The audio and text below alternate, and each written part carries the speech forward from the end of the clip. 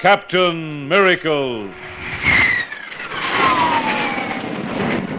A space cruiser from Mars, slicing through the void at 30 times the speed of sound. Taking on his mighty adventures in outer space, the test pilot, whose courage brands on the imagination of an awe-stricken world the name Captain Miracle.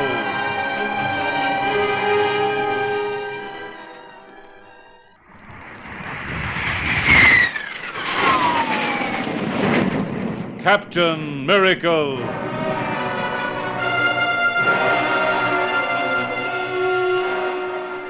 We take you to the wastes of the Central Australian desert, where a lone jeep drones over the sands beneath the stars of early evening.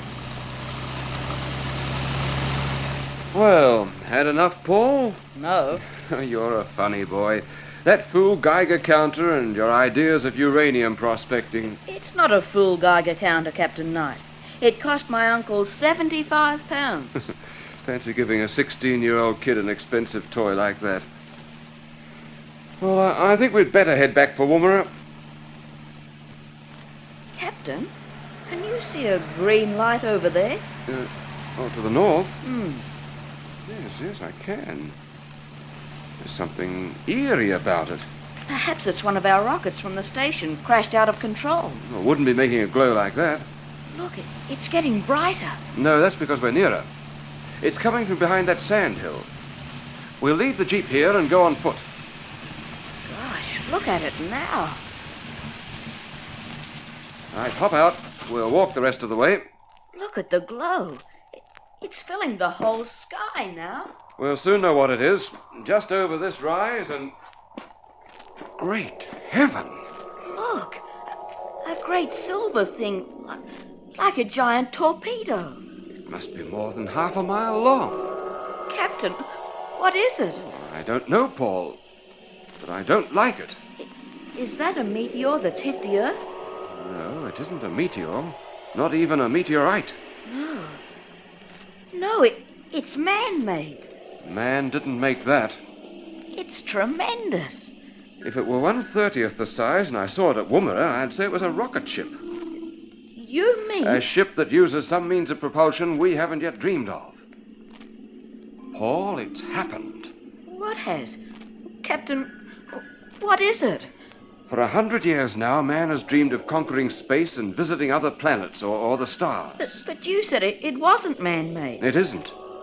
Some other race, some other type of being has beaten us to it. We're looking at the first spaceship to reach Earth. Perhaps we'd better go back to Woomera and tell them there. They'll know what to do. Not on your life. You made me come up here. Now we're going to find out what it's about. But they might have ray guns or something. They might be monsters. I remember reading in astounding stories about some jelly monsters that came all the way from Alpha Centauri. Then come along, my brave science fiction warrior. Come and meet your monsters. Let's go knock on their door. Look, Captain, it seems to be surrounded by mist, and there doesn't seem to be any door. Perhaps yes, there is. See that join in the metal skin? It's where you'd expect a door, right up near the nose. It doesn't look like a door to me. Well, not the sort of door we'd build, perhaps. Now, if I could find the lock of the catch... It feels cold, this metal, although it glows slightly. I think I'll go back and wait at the jeep. It's cold, but it's... Look out, it's opening. Hang on to yourself, Paul. That's what we wanted to do, isn't it? Look, there's a room. And it's illuminated. Although I can't see any light bulbs or tubes. You're not going in? Oh, yes, I am. Now look out, I'm climbing up. Are you coming or going back to the jeep?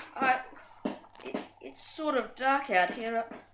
I think I'll come. Then give us your hand. You're right? Yes, thanks. Well, now, let's see where our visitors are. They're probably... The door, Captain!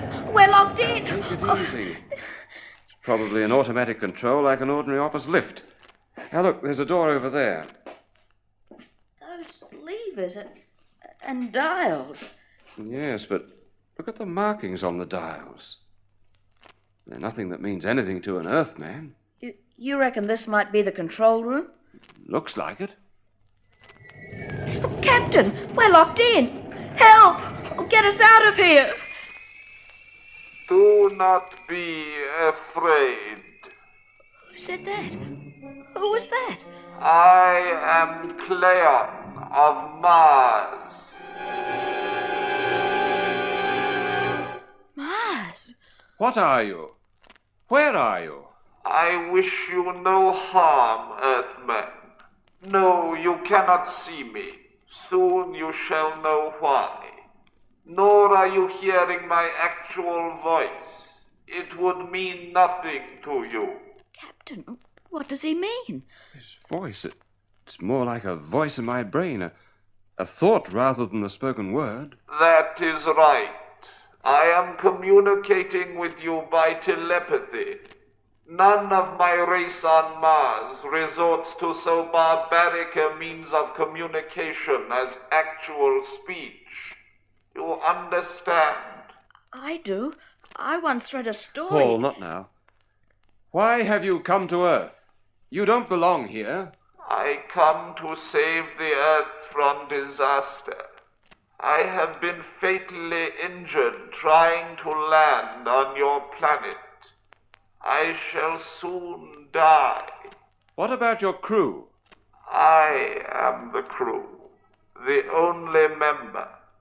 My race is old and nearly extinct. It is dying like my planet. And now I am dying. But before I go, I must pass on my message.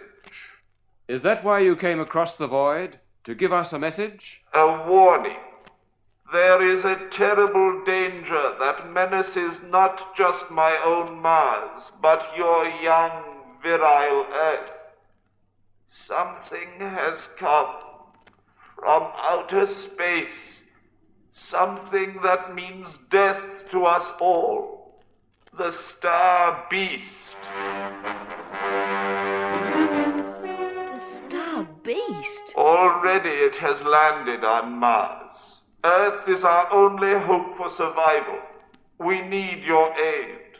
That's why I'm here. But what can Earth do that you can't do for yourselves? Your race built this spaceship. Your science must be far ahead of ours. We are few, and we are not warlike. 10 million years have passed since there was last a war on Mars. 10 million? Perhaps we have become over-civilized. The mere thought of violence terrifies us. But you are just emerging, forgive me, from savagery. You are not afraid to fight. This is incredible. Time is short, and my time is brief. It is many weeks since I left Mars.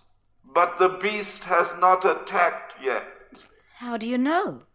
This space cruiser is fitted with an alarm which will sound the moment it is activated by a radio beam from Mars. The alarm has not sounded. The Star Beast. What is it? I must rest. I grow tired. My strength. You, Earthman. He means you, Captain. I must pass on to you some of our accumulated knowledge, prepared on tape by our scientists for such a day as this. Tape? You mean a tape recorder? Except that this tape will imprint memories and knowledge on your brain electronically.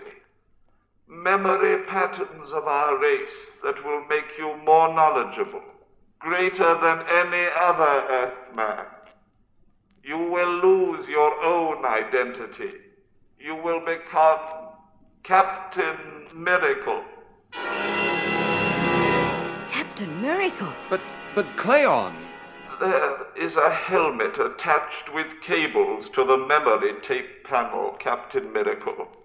Pick it up. Wait, here, Captain.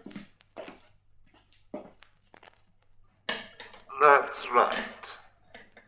Now place it on your head. Quickly. Unconsciousness is sweeping over me. I must. The darkness. Now turn the lever on the left. That's right. Cleon! The pain! It's too much! Captain, what's the matter? I can't absorb it. Cleon! He's unconscious. What have you done to him? What'll I do? Cleon! Cleon! Cleon! The alarm! That means the Star Beast is attacking. Captain Miracle! Captain Miracle, wake up! Wake up!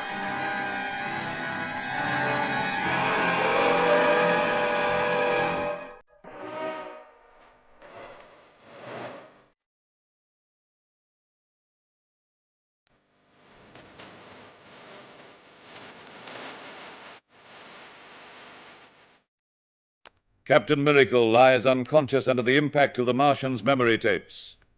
Cleon of Mars, is he only unconscious, or is he already dead?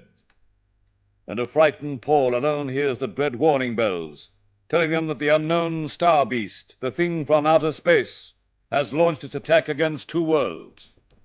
Don't miss the next exciting episode of Captain Miracle.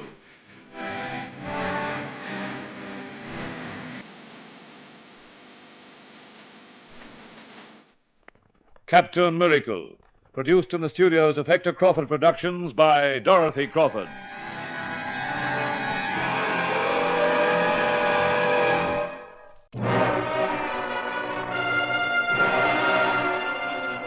Captain Miracle. A space cruiser from Mars, slicing through the void at 30 times the speed of sound, taking on his mighty adventures in outer space the test pilot whose courage brands on the imagination of an awe-stricken world the name Captain Miracle.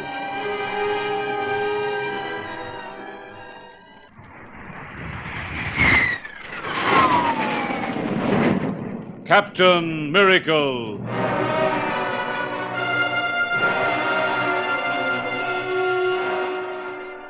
Captain Knight, ace rocket plane test pilot, finds a space cruiser from Mars out in the lonely Simpson Desert of South Australia. The sole occupant, Cleon, a Martian, tells Knight and his friend Paul that the Star Beast has invaded Mars and plans to conquer it and Earth. Cleon is dying, so Captain Knight submits himself to a Martian memory tape machine designed to feed into his brain the scientific knowledge to fight the menace of the unknown Star Beast. Under the strain of the memory tapes, Captain Knight, now renamed Captain Miracle, lapses into unconsciousness. Alarm bells ring. It is the signal from Mars that the Star Beast has launched its dreaded attack. 16-year-old Paul calls on Cleon for help, but the Martian does not answer. Captain Miracle! Captain Miracle, wake up! The Star Beast is attacking! Oh, gosh, what'll I do? Captain! Oh, Captain, you're awake. Oh, gosh, I was scared. You were out to it. Cleon's out to it, too. He might even be dead. Oh, I didn't know what I'd do. I'm afraid the impact of those memory tapes on my poor Earth brain was almost too much. I blacked out, Paul. Yes. But they carried on even while I was unconscious. What did they tell you? Oh, it's not what they told me exactly. It's the knowledge they gave me. I know now, as though I'd always known it, what Mars looks like. I know the history of Cleon's people. And about the Star Beast? The thing that Cleon said came from outer space to conquer Mars and Earth? No, nothing on that. I imagine the tapes were prepared to give me knowledge to fight the Star Beast. But who or what it is was left to Cleon to tell me. Gosh, he was talking with us by telepathy. We don't even know whereabouts on the space cruiser he is. I do, Paul. I even know what he looks like. Then let's go to him. He's injured, dying. Perhaps we can help him. Paul, he's in a sort of tank behind that bulkhead. But he's so different from us, we could do nothing. But perhaps you'd better see for yourself. Come, Paul, just over here. Face that panel and watch.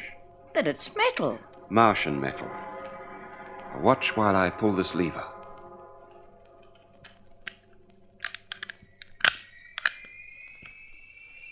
It's turning milky, glowing, becoming transparent.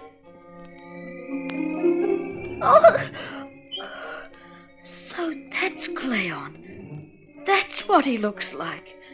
Anything like your science fiction creatures, Paul? Yes, he is. He looks sort of like a man, but that big head and that body as small as a baby's and all withered up. There, we'll let him rest in darkness again. Captain, what's happened to his ears and his mouth? He doesn't need any. His race communicated only by telepathy, remember? But why the tank? Our atmosphere is over-rich in oxygen for him. It would make him, quite literally, drunk in half an hour. And it's far too moist for him. Out here in the desert? Even here, it must seem to him saturated with water. Probably give him pneumonia or pleurisy in a day or so. No wonder Cleon's people can't put up a fight against the Star Beast. If they all live in tanks, that is. Oh, they don't all the time. But they need frequent rests in their tanks, and most of their time is spent in meditation. Still, they built this space cruiser to send to Earth. They didn't build it with their hands, Paul. Then how? Robots.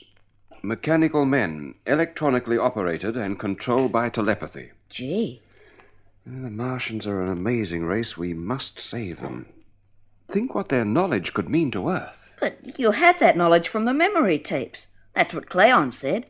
The tapes would give you their race memories. Only what they put on the tape. Only as much as I would need to understand the task and to operate this ship and its weapons. You mean you can drive it? You can drive this half-mile-long space cruiser? That's right, Paul. Captain, you're not going to Mars? I'm taking off in a few minutes. It's close to midnight. By then, Earth, revolving on its axis, will be in the right position for me to blast off on the exact trajectory to bring me within Mars' gravity. It is like science fiction. I know all about those theories. Gosh, it's exciting. To think I'm part of the first crew to enter space. The first to see the stars from outside the atmosphere. No, you won't. Who's going to stop me? You're too young to come, Paul. There's something out there on Mars that we know nothing about, except that it's deadly. The Star Beast, remember? It's threatening Earth, and I'm an Earthman. Can't I help defend my own planet? When you're older, yes. But I am 16, and that's old enough to fight. You said you're blasting off in a few minutes. You haven't got time to go back to Woomera and get help. No, I haven't, but there's time for you to go back and tell them. Earth must be warned. But surely... I'm sorry, Paul, but you've got to go back and warn them. And be laughed at? You know what they'd say. Crazy mixed-up kid. Reads too much space opera. That's what they'd say. And you know it. They'll believe you when I don't show up. They'd believe I'd gone crazy, that's what. I'd fallen out of the Jeep, got a crack on the head, wandered in the sun. That's what. They'd send out search parties for you. But as for my stories about a space cruiser and a Martian who lives in a tank and a Star Beast, what do you think, Captain? Especially when there's not even a spaceship to show them. Now, come on, Paul. Time's short, so get out. I know how to operate the doors now. The Jeep's over by the cliffs. Get over there, clear of the ship's tubes when I blast. Your miracle. Okay. So you've got all this wonderful scientific knowledge of the Martians now. But you're still only one guy against the unknown star beast. My life is my own. I'm not risking yours. A second pair of hands, even if they do belong to a 16-year-old, they can come in pretty useful. It's no use, Captain. I'm coming. Oh, all right. It's too late for you to leave now anyway. Oh, boy! Now get flat on that acceleration couch over there and strap yourself down. Where will you be? Over here at the control panel, strapped in the pilot's seat. How did Cleon fly the ship? By remote telepathic control. But this ship was designed for Earthmen to fly. Don't get me wrong. I do want to come and help, but I do feel a bit scared. Well, just try to relax until we're in free space. Crash doors closed. Port and starboard Venturi's clear and ready for blast-off. Power fed to reactors. Hold tight, Paul. Close your eyes and open your mouth to avoid burst eardrums. 10 seconds to take off. 10, 9, 8, 7, 6. Goodbye, Earth. Here we come, Mars. 3, 2, 1. Fire.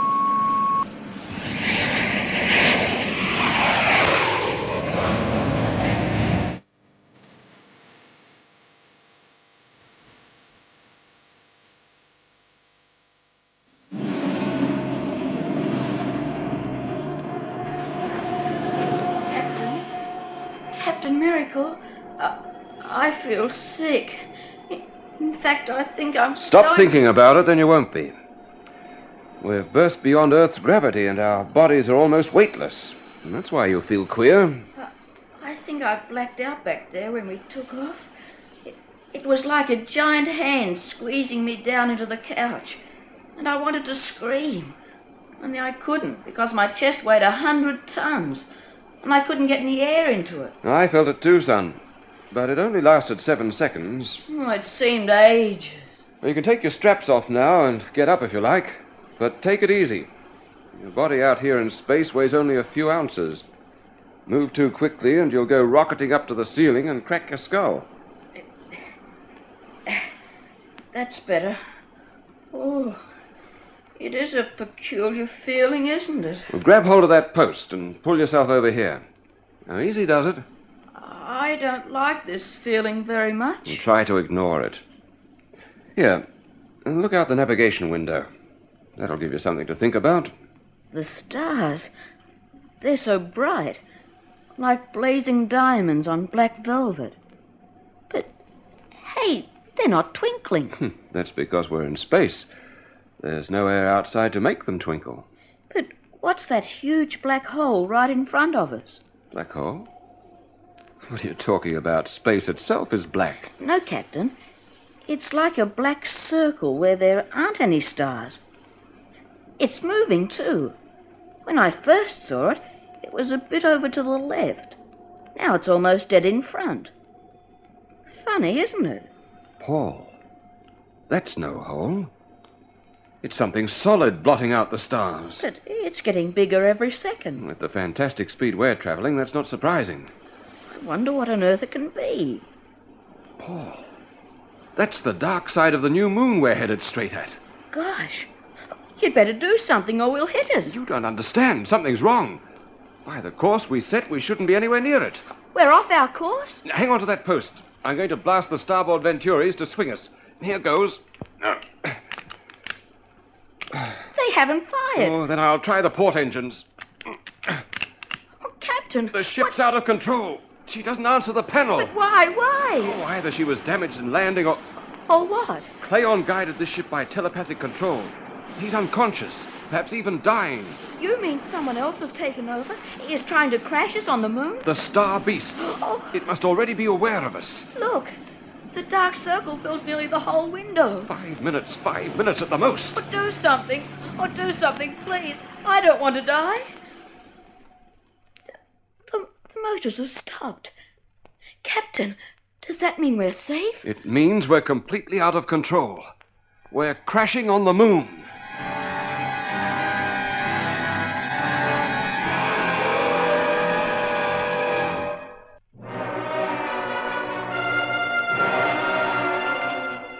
Captain Miracle and Paul, with the unconscious Cleon, are helplessly trapped in a space cruiser, now plunging toward the jagged lunar mountains.